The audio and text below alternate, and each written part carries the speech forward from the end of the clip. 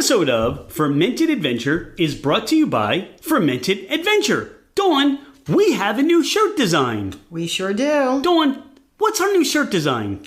I have mixed drinks about feelings. Now, I have mixed drinks about feelings. How do people find I have mixed drinks about feelings? They go on our website at fermentedadventure.com. They can click on the apparel tab, and it'll take them right to our merchandise. So click on the apparel tab. They'll find our brand new shirt design, and they'll find other shirt designs as well? Other shirt designs as well. We have tanks, tees, hoodies, glasses, a bunch of different things. And we can still find tequila or cerveza made me do it as well, right? You can find that there as well. And if you want to be fashionable through the rest of the summer, we also have some podcast shirts for people to wear and enjoy going around and saying, hey, you listen to the Fermented Adventure podcast too? Yes, and don't forget our May Contain Whiskey shirt too. So go to fermentedadventure.com, click on the apparel tab, buy the merchandise. Cheers!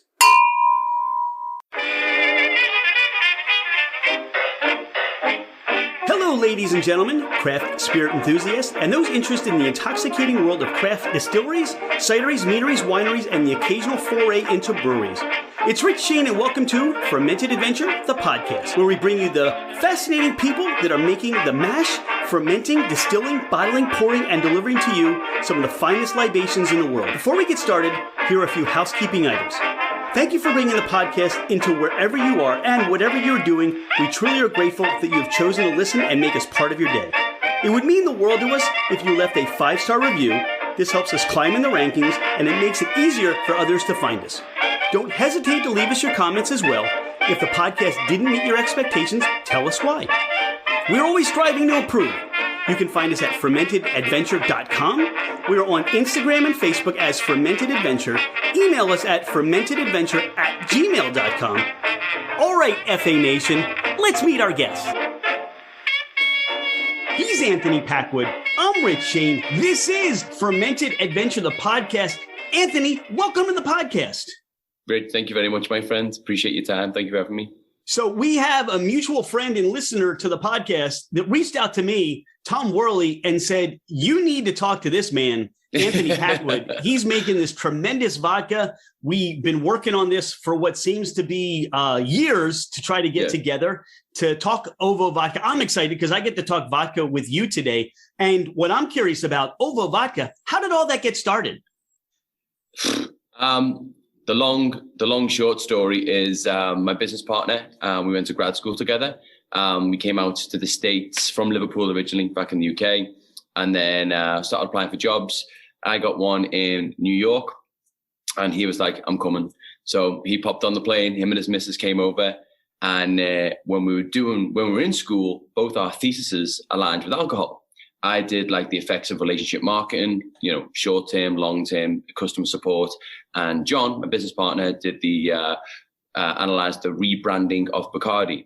So we've always been around the bar scene, hospitality industry since I was 14. And the fact that we both did it part of our thesis, it was like a recurring theme. We'd be out and about and we'd see a new liquor and we'd be like, And then I don't know if you know the great guys at Misunderstood Whiskey. I've heard of them, but not familiar. I mean, I've heard of Misunderstood Whiskey. They seem to be popping up right now. Huge. Massive, and nationally. They're everywhere. It's a ginger spice whiskey, and they were founded in Jersey City. And through a previous life in real estate, I got to speak to one of the founders, JD. We went to a Christmas in July party, and one of their vendors started speaking to them. John turned around to me and was like, right, we're doing it. So started the process. What do we do? What's the theme? And just bit by bit, we started putting things together. We always liked the idea of having a cause conscious theme, both so we can make a difference, but also so we can help. It's a marketable element to help introduce to the new generation that are always looking to do something with the community, right? Build that long-term customer value that I learned about, building a long-term brand that John learned about, putting those two pieces together and also doing some good. So then why vodka? We like it.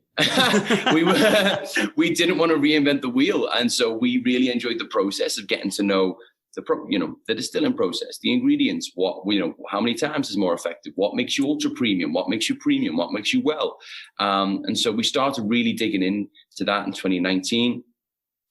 came up with this concept of, partnering with a charity partner to help clean the oceans. So we came up with the original name, which was Ripple Vodka, and started reaching out to our different distillers. Wanted to keep it local, where we're both not from the States, so we wanted to make sure we were giving back. So we made sure all the ingredients were sourced from the States, and wanted to work with a local distiller. Tried to keep it in New Jersey, but really we fell in love with these guys in Jacksonville, Florida. Just their process, the standards they keep. They allowed us to source in our own ingredients. Ovo was corn based, and we wanted the best corn. So we did the research. Michigan, they make great corn in Michigan, just in case you're ever up there. So we started going through that whole process, and then tried through a mini crowdfunding campaign for Ripple Vodka, which failed dramatically.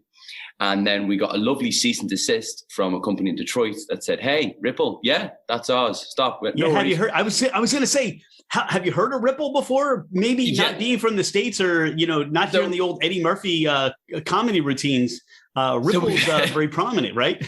we knew it was a thing, but from a legality standpoint, and also with our whole concept, right? Ripple, make a change, ripple effect, all that thing. On the pond, throw a pebble. Yes. It kind of aligned with the cause, kind of a cool name, very memorable.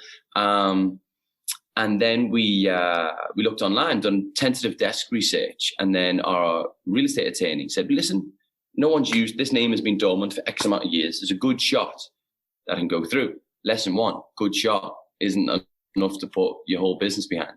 So anyway, went through the process. Ultimately, got told to stop, and then we've got this kind of failed campaign. We've got this name we've been told not to use, and we're at this loggerhead. But we've cultivated this, what we believe is this phenomenal flavor profile, great ingredients, really smooth taste. We wanted to make it a sipping vodka. We felt we got that mix. So what do you do then? We just, we kept at it. And I'd say that was at a point in your seed stage where we really, really struggled, because you're conflicted. You've got this amazing juice, but your brand's gone, your theme's gone. What do we do? This great charity partner, which I'll go into more detail about. And then, went back and forth. I think we tried another 10 names. And then we started speaking to a gentleman that John previously worked with, who's a copywriter, and said, "Ovo." I heard it at first and thought it was, it worked really well. And this is awesome. I thought it worked really well. And then the Ovo came in because of our 5 oceans. And as soon as we heard that, as soon as you heard the name, was one, trademarkable, and then also it fitted with the brand, the scheme, the whole mission statement. It was a home run. It really was a home run. It's kind of interesting how things come together like that. Yeah. And I'm curious for you and John. What's John's last name, by the way? Dunnington. Dunnington. Let's not leave out. We're going to keep saying John, and people are going to wonder who this John guy is. So he's not that great. So for you and John, was there a point in time where you looked at each other and you said, "You know what? This is all conceptual, and maybe the mountain's just a little bit too high." Did you think about turning back or pursuing other avenues? I think when the name was consistently not working, right? We felt like we were trying to put a round peg into a square hole. It just wasn't. We getting told no, then doing these trademark search isn't cheap. And at this point, we're self-funding things. Where I think John was just about to get married that year. We were planning, so we had lots of things going on personally. And then John had his own company doing design work. I had my own company doing real. So we're very busy while still very passionate about this project. And I think that was the point when people asked me about it. That was when we were like, can we do this? Are we forcing this through? We're at a stage now where, yes, we've got these relationships, we've put X amount into this, but at the same time, if we walked away now, nice idea, we had to go, on to the next thing. And then, I'd say that was the point of the seed stage where you really could have walked away. And then as soon as that we heard Ovo, heard the term, and I was like, all right, cool. And then as soon as it said our 5 oceans, it all just knitted in together. And I'm now obsessed with it. I really am. I think, and people seem to respond to it really well. Simple, clean, trademark went through straight away. And a gentleman who's worked in the industry for a very long time, one of the local distributors, Fedway, said, if your quality of your juice matches the quality of your story, it's a home run. And that's always stuck with us because we knew the juice was good. We did our research from that. We did the blind taste tests against local competitors, national competitors, sorry. And it can be local and national. It's okay. Yeah, true. I'm saying, yeah, true, very true. But we knew what market we wanted to go for.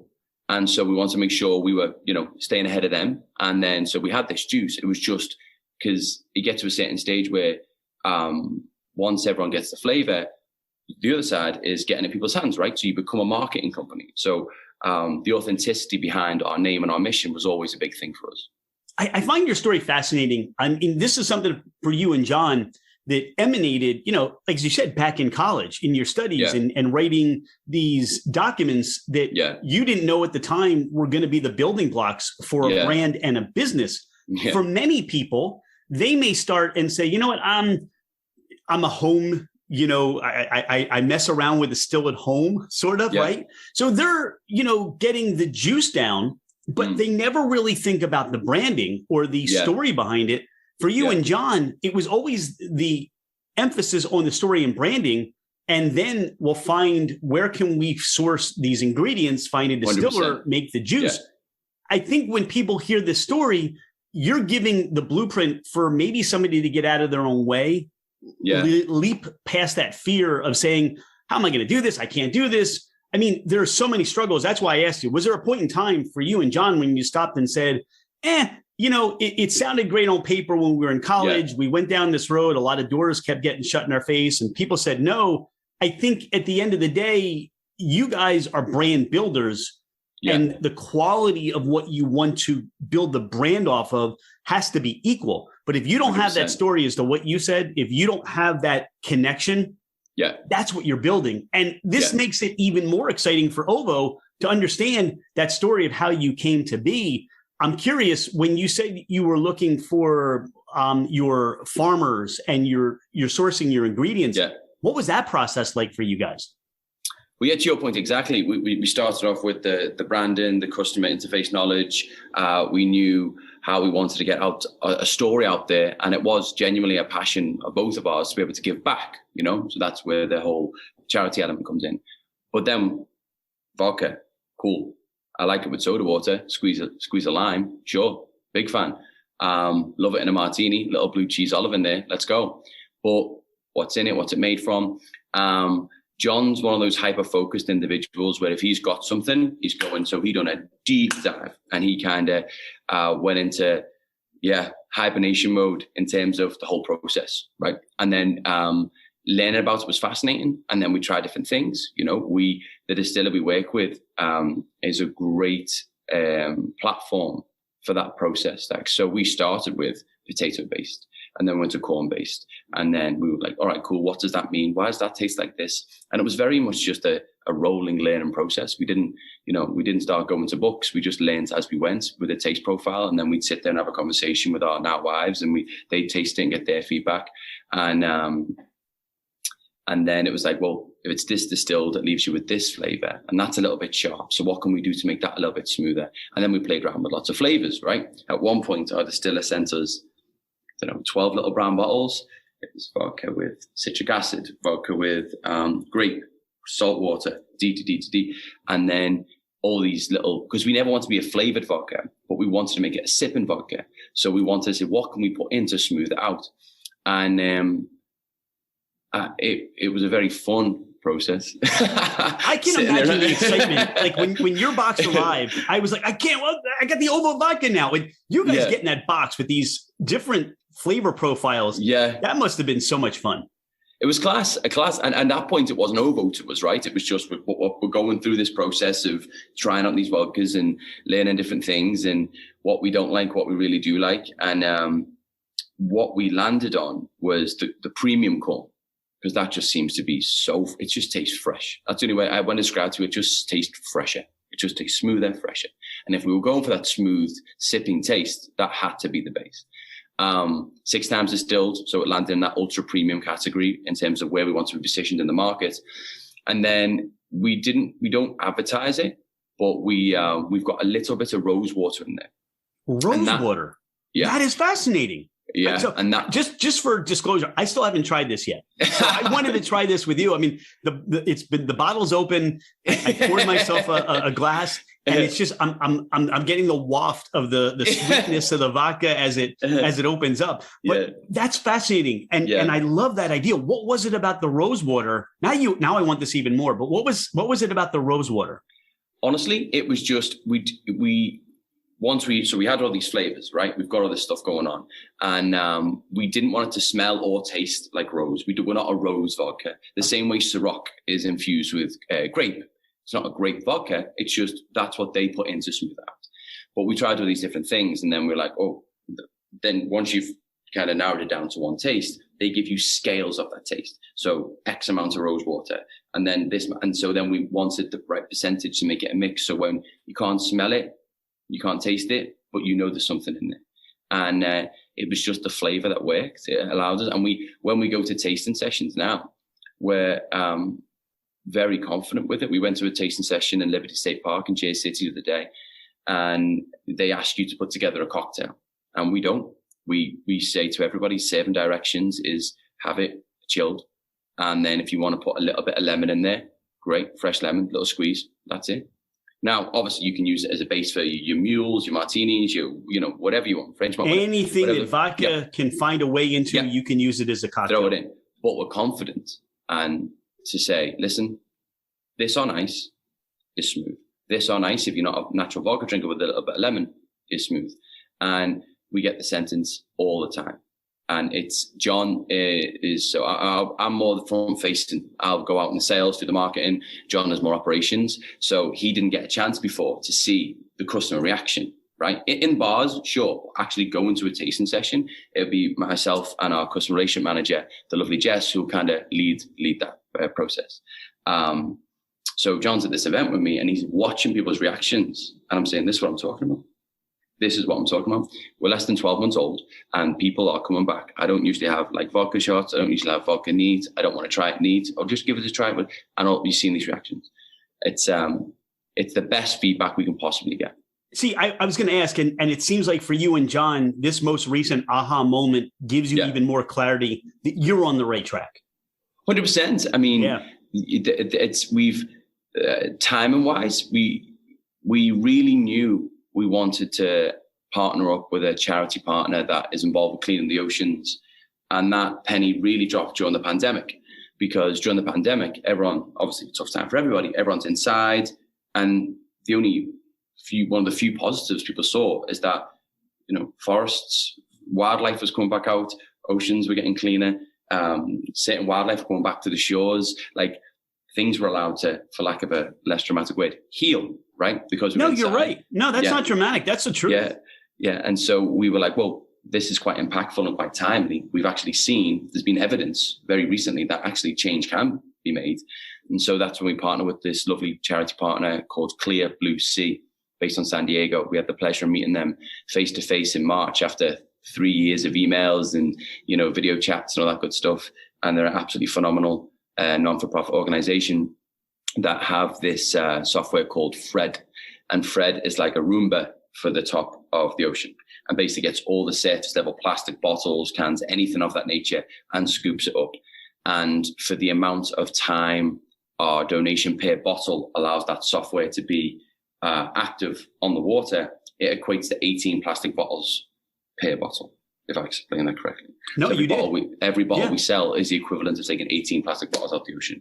And we make we make a donation every quarter based on our sales. It's a fantastic day. We get on, we're all excited. And the alcohol industry is a great way to get out, meet people. It's a lot of fun. But one of the best things me and John see is when we hand over the check and met the people in San Diego and the students that are involved in the program, because they've got a huge academic element, and seeing that was fabulous. What I hear too is the fact that, look, sourcing bottles, sourcing glass, plastics, things like that, even still with the supply chain issue, can be very difficult. So you're actually being a part of that solution too. You're cleaning the ocean. You're bringing back those plastics, glass, whatever's floating around. But now you get to impact maybe the reclamation and help with those sourcing of those pieces that can come back and help the industry. 100%. Our whole mission statement is drink for a higher purpose. Cheers to vodka without compromise and ocean stop plastics. That's the kind of verbiage that we like to instill on our branding, on our t-shirts, on our point of sale material, anything of that nature. And we're trying to build a community about it. We do local cleanups the first Sunday of every month. We meet at one of our lovely venues, Union Hall, on the Hoboken waterfront. It's gorgeous. You can see the whole of Manhattan. And we go clean up with the volunteers for an hour, and then we host a happy hour on us at one of our partners and enjoy some of the Ovo. And that's the perfect balance. That's when you can see the brand. Yeah, I know if I'm picking up stuff on the beach and stuff, and I've got vodka in my future, I'm picking up. That's a motivation for me. Yeah, it is. But it's great. You see people people genuinely care, genuinely want to get out there and make a difference. And you chat and you're meeting these lovely people.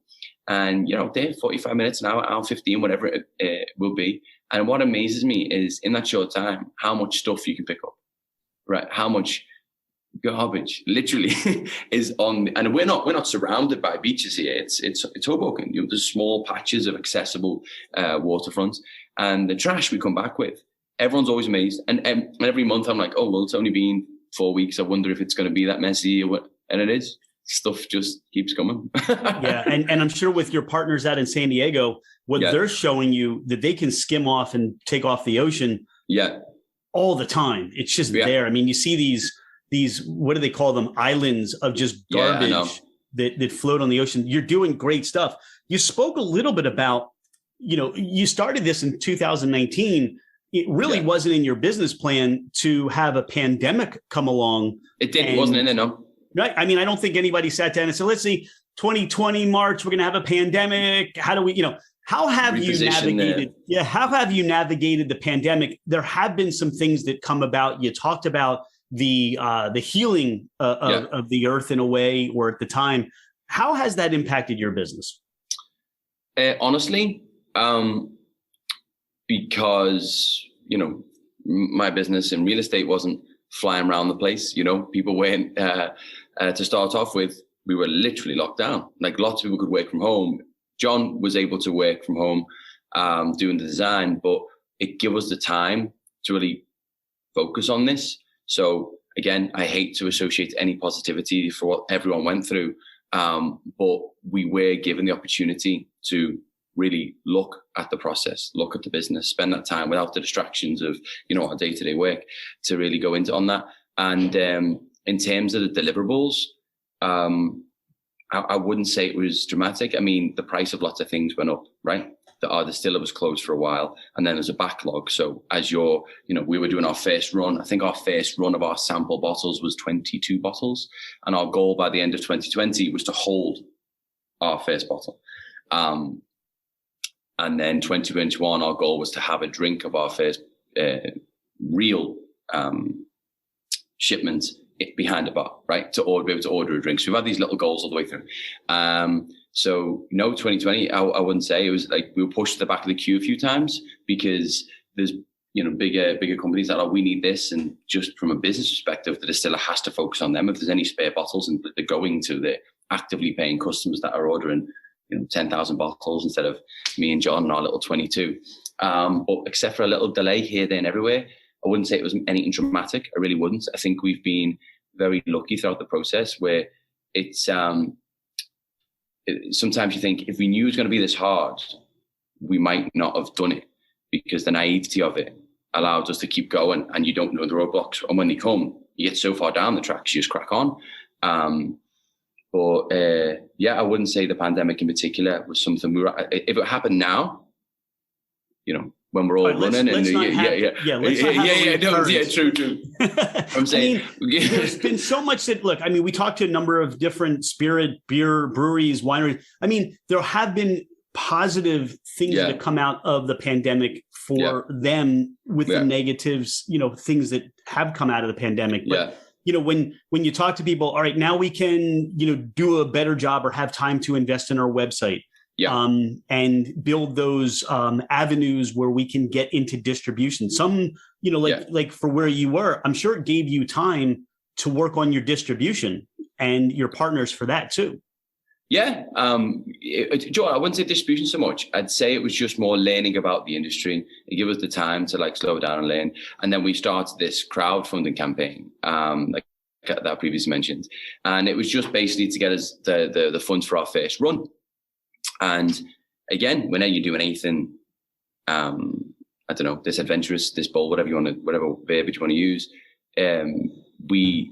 you're raising crowdsource funds, and it's so, as it should be, I suppose, quite restricted with alcohol to what you can raise, because you can't physically send people alcohol, right? Because it's, the platforms aren't built for those things. So all of a sudden we're like, okay, well, we can send them, vouchers for when our first batch comes in, t-shirts, swag, all this stuff.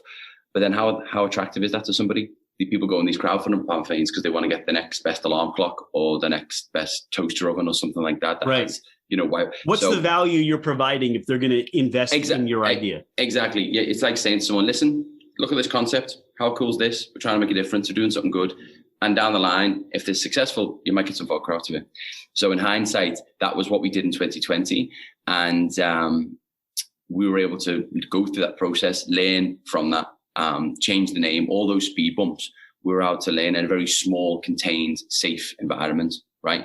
Where I think if we were running around and our time was, the businesses were in full flow and we didn't have the time to do that, we might have took longer to learn those lessons, which mean we might have not been further down the line as we are now.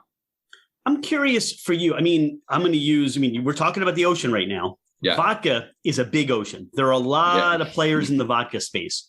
Yeah. And everybody has their own impression on what they want to offer, but they've also developed those relationships with bars and distributors and those that are out selling it. How do you work within that space? What has either been the challenges, you talked about the naivete of just, hey, had we known this, maybe we wouldn't have gone this far, but talk about those experiences as you're a brand building company and the brand you're building is this vodka. What's been the process for you, or just the conversations or working through some of those? Hey, we already have this amount of space. We already have this amount of area for vodka.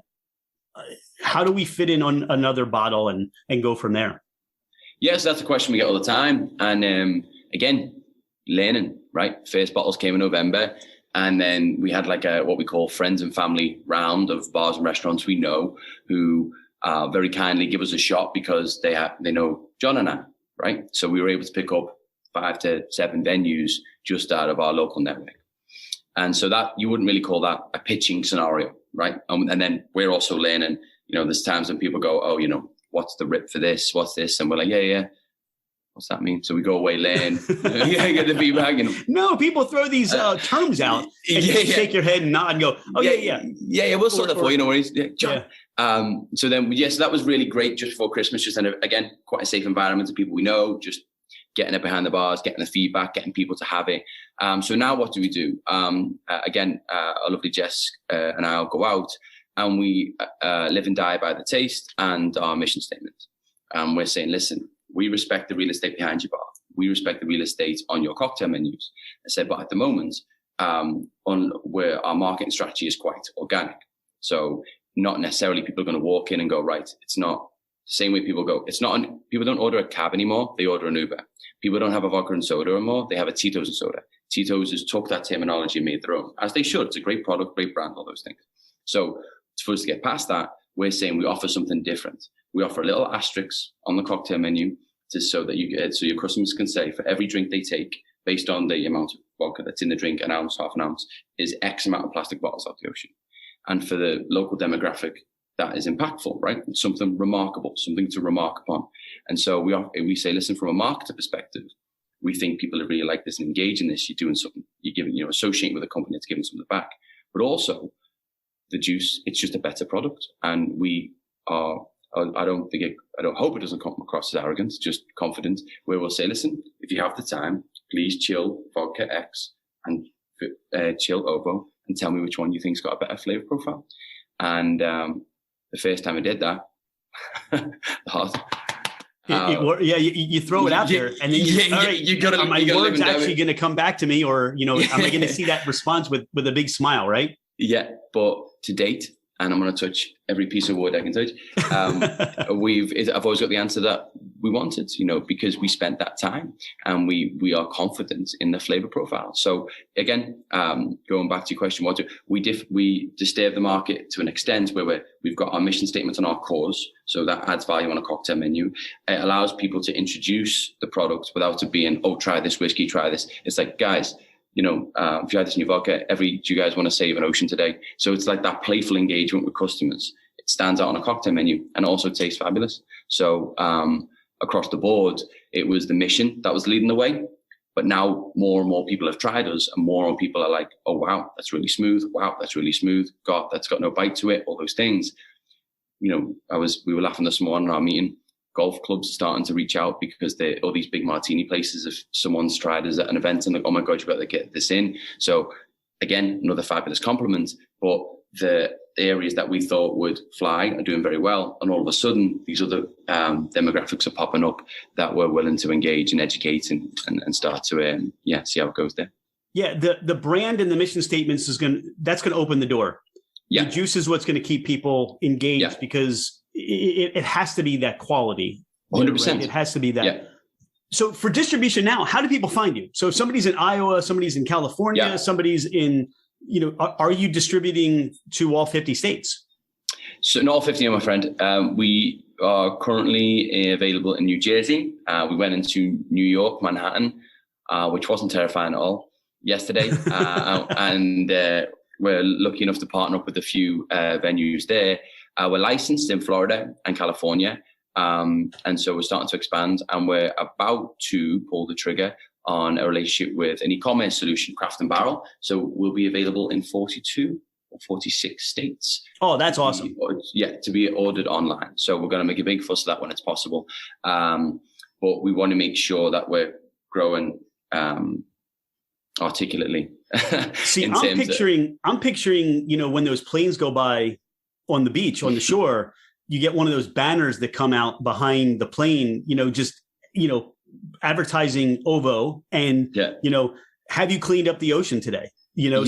Something like that. Yeah. I mean, because again, that's what people see. And if you can work your way up and down the, in Staten Island and Long Island and all up and down the coast. I mean, like you said, hey, I tried this down the shore, then I come back and I'm in my golf club or my bar. And this was, people talk about it, right? That's just what people are going to talk about, especially when they're on vacation. But it's two different pulls. It's either, oh, you're drinking this because, yes, you like the flavor, but also you're passionate with the mission, mm-hmm. or you're a staunch vodka drinker and you've tried it and you're like, right, I want this martini in my golf club. And that's the two-pronged approach that we're very lucky to have. And we're starting to grow. We closed out our first round of funding 4 weeks ago. And our lovely first ever full-time employee started with us 2 weeks ago. And so the growth that we're seeing now is a lot of fun. That's is so where exciting. We're starting to get. Oh, it is exciting. It's very much exciting. I'm excited for you. I really am. And like I said, when Tom introduced us, you weren't even this far along. So much has happened for what Ovo's doing since even we were introduced. That's awesome. Yeah, it's we're at that kind of new stage where every week something's happening. If it be someone we're working with, a new content creator, a new partner, a new state, a new e-commerce solution.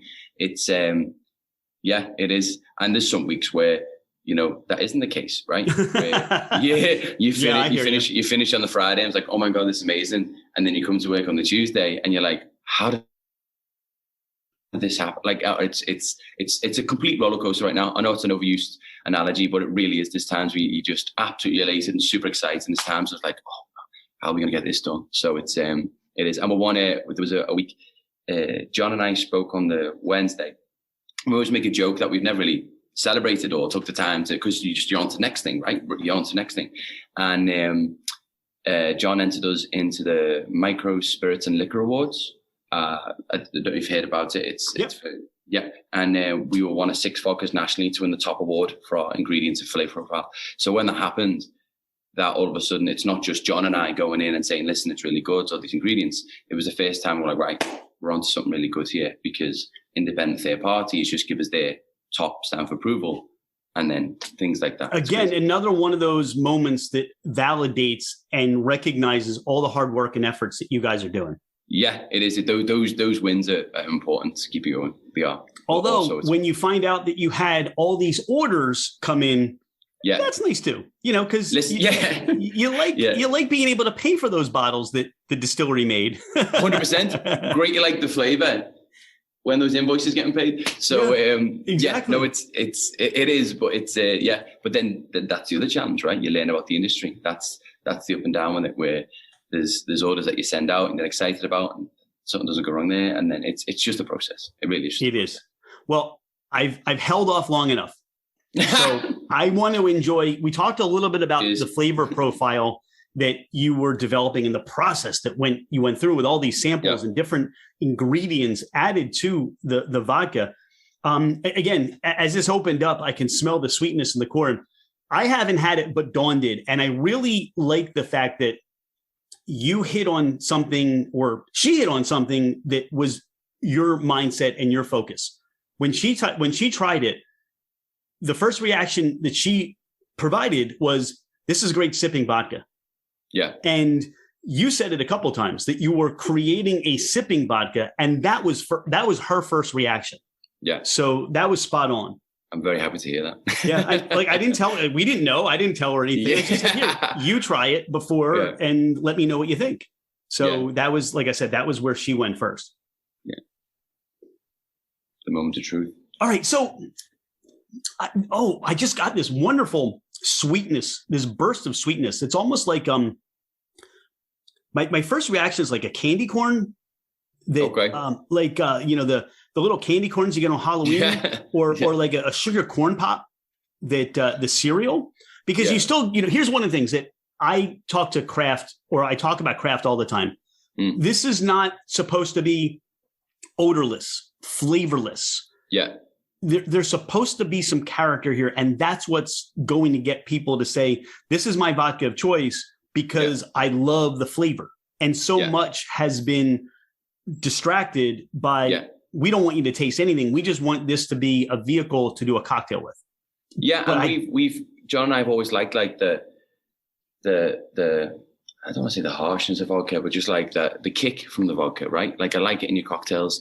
And then what I think a lot of people are doing now is like, right, vodka hasn't got a flavor, so we're going to infuse it with lemon and all these things. And some of them are absolutely fabulous. They really are. But I've got no plans on doing flavors, famous last words. We wanted to make a good vodka, because vodka by itself can stand alone. And that's what we wanted to live and die by. It's like vodka's got a great flavor profile when made with the right ingredients. And it can be really smooth. And it doesn't need to be added with Sprite or orange juice or Bloody Mary mix, which again are all great drinks. You can have it on its own. There's a wonderful lingering, it's not really spicy. It's almost like herbaceous that I get almost like a thyme or a mint, a very light tingling on the tongue. And I know it's 80 proof, right? Yeah. So it's not necessarily this harsh amount of ethanol, but you do get the balance of sweetness. You said a word that I'm going to start asking people to define on the podcast. So we've done this once already, and I'm throwing this at you. What's your definition of smooth?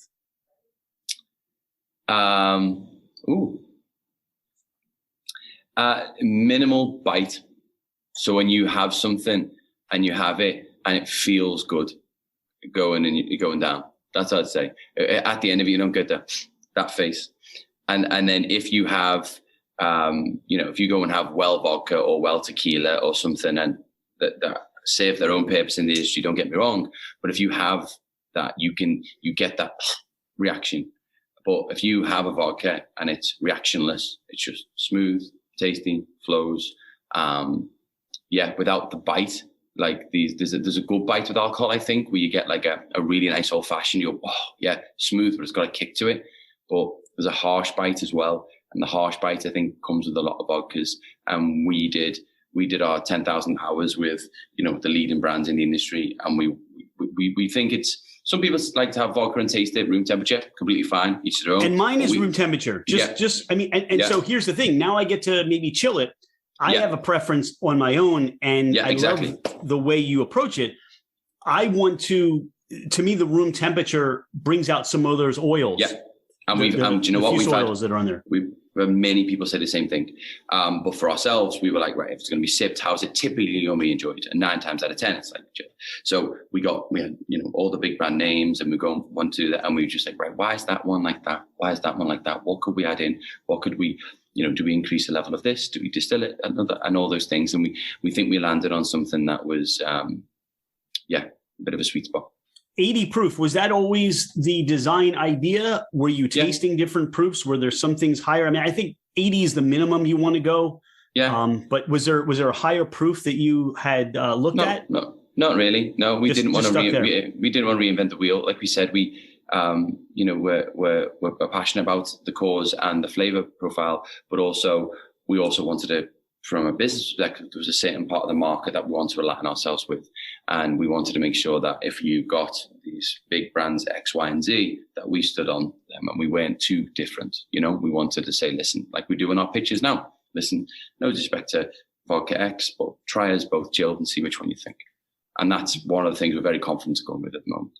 While I'm tasting this, you're describing some of the process. I'm getting this toasted marshmallow note. The vanilla starts to come out of that sweetness. Yeah. Even a little bit of mint is there. Yeah. So to the point, this is a great sipping vodka. I saw that you do, you say you don't make cocktail recipes for when you're doing these tastings, but I did see some things that you do recommend. There are some cocktails that you recommend. On the website? Yeah. Yeah, you're the first person that recommended bombs. So what is this, the Ovo vodka bomb that you're doing there? That's so much fun. Do you know what it is? It's when you go into different venues, right? They more or less they'll say they have all the same stuff behind the shelves as everybody else, but they all have different demographics and they all have different products. So we'll go into a bar on Fair Street, and they'll be like, yeah, these are demographic, and we just pivot the cocktails put together, or we'll think what would be most effective to their menu. So when we look at the bombs to the Commodore, and then we've got other ones, the River, which got like egg infused in and stuff. So there's different things that we do, but it's 100% depend on who we're speaking to there and then, because the beauty of vodka in a way is that you can make it work for anybody, right? We don't want someone to take it and just put it up on the shelf and gather dust. That does nothing for us, there's nothing for them. Right. But you can, with vodka, just be very creative. And so it's funny because we went, one thing we don't want to be aligned with is like particularly a shot vodka, but certain bars and restaurants at this seed stage, that's their go-to. So we're like, cool, we can be creative. John's a fantastic designer. We've got mixologists that we work with, and we'll say put something together. So it's funny, the variance in like from one appointment to another. You go into a high-end steak restaurant and they're trying it just on the rocks, right? Just trying it on the rocks. Oh, that's it. And you go to another place and what can you do with anything you can mix with peach schnapps and orange juice? And you've just got to bounce and be creative and adaptable to whatever situation you're in. This is, again, part of those conversations that maybe as you and John didn't have, talking about the brand and how you're going to provide opportunity for those venues, bars and restaurants to sell this. I mean, you talk about your cocktail, that seems to be pretty generic, but then you go into a place and say, you know what? Vodka shooters, or we make these shooters are popular. Yeah. These bombs. I mean, you do this tsunami bomb or something. Yeah. I mean, but these are great ideas. These are fun. And if you can find ways that people can, all right, I got vodka, I can sip this, I can make a great cocktail, I can take what would be an ingredient that I might use and, maybe, try something a little bit different. You take this, and obviously the Bloody Mary is there, but maybe you make something, my idea with this, your vodka tends to be, to me, on the sweeter side. So you can go towards maybe a sweeter Bloody Mary. And there are plenty of places that you can, and I get the sweetness, but maybe somebody else that tastes this might get more of the savory out of this too. There's lemon that comes out of this. This is just a tremendously delicious vodka. Thank you, my friend. But thank you. You do all the hard work. The adaptability comes down to those two things, right? So like if we're putting together bombs or things of that description, that's because a bar might go, oh, we really like this mission statement. We've got a younger demographic. They tend to drink these type of beverages. What can you put together for us? Because we think putting an asterisk next to this drink, this shot or whatever will move yes, the flavor's good, but we really like the mission. Then you go to your steakhouses, your golf clubs, your high-end restaurants to go, love the mission, but it's a flavor that we're going to really push for our demographic. And the two-pronged approach will really resonate with different people. And that's why we have to be so adaptable, because it's like, right, cool. Different generations, different demographics, different needs for the bars and their clientele. Anthony, I know you talked about, hey, flavor vodkas are not in your future, and you're really working to introduce Ovo to everybody in the masses. Yeah. What, where do you see, what is the goal and the plan for Ovo vodka? Where do you see this is like, I always say, this is my job interview question. Where do you see yourself in 5 years? We want to be available as many states as possible, and have not just for the sake of ticking boxes and saying we're in X amount of states, but actually have a physical presence in these locations and have a really nice and organic rollout introduction to the product. We're very particular. Even now, we're going into Manhattan. We're going into places that we know the product and the story is going to resonate with, and we'd like to do that state to state. So yeah, available across as many states as possible in the right manner. SKU wise, me and John talk about all the time. When you speak to people get excited, and it's lovely. We love chatting to everyone about it. And they're like, would you do an RTD version? Would you do different SKUs, different flavors? Right now, we're 750 mil. We want to go to a liter, and that's the only SKU we're thinking about right now. So to more articulately describe, available as many states as possible, as many bars, cocktail menus, restaurants as possible with our 750 and our liter SKU. Well, we talked a little bit at the beginning of the podcast. Bar Convent, Brooklyn, sometime in June of 2023. Ovo should be there. I think the brand and the flavor, and hopefully we'll see you guys at a booth there. But when you introduce people who are in the industry, those mixologists, bartenders, those that are into the, working with the spirits and bringing them into their establishments, and making the purchases, that's a great place for Ovo to be. 1,000%. Yeah, we've got a few events cherry picked that we would love to attend. And after the, both successful, both from like a company perspective, but also from just pure enjoyment from John and I, from the Liberty State Park event, that was one where we're like, we've got to do more of this. This is such a front face. Get out and meet the people. Product. Once you put it in their hands, once you get that liquid to the lips, as my friend Micah McFarlane talked about from Rebel, but liquid to the lips. I mean, once you do that, you've got fans. You do. Yeah. Hey, he put it out there. I just transfer it to other people. Anthony, this has been a treat for me, and this, I was so excited to hear your story, to meet you, to talk with you, to enjoy the vodka, and I understand exactly everything you've said about, hey, I understand the brand. I love the mission, but now it's an enjoyable vodka that I really want to, include into all the things I'm sipping and drinking. Is there anything that we didn't talk about on the podcast? Anything you would like to share people to know about you or Ovo? No, I think it's just that we say keep an eye out us in the liquor stores, but also keep an eye out us in the community. The authenticity of the brand is something that I really want people to resonate with. Sometimes you go into places like, oh, that's a good marketing idea. I was like, it is, but we're also doing it for the cause. These are the people. It's the video of when we were out there. So, it's a mission that we have, and we want to make as much of a dent in the plastic crisis as it is. And sometimes they get lost when you're talking about, how nice the flavor is. All nice distractions. Right. But keep an eye in liquor stores, keep an eye in us in bars and restaurants, but also keep an eye in the community. We want to make sure when we're going to these different states, venues, as we grow, as we do, the footprint and the difference we make also grows with us. Well, based on what you said, look, keep an eye out for you, but also if people don't see it, ask and say, hey, would you be willing to stock this, or would you be willing to bring this in?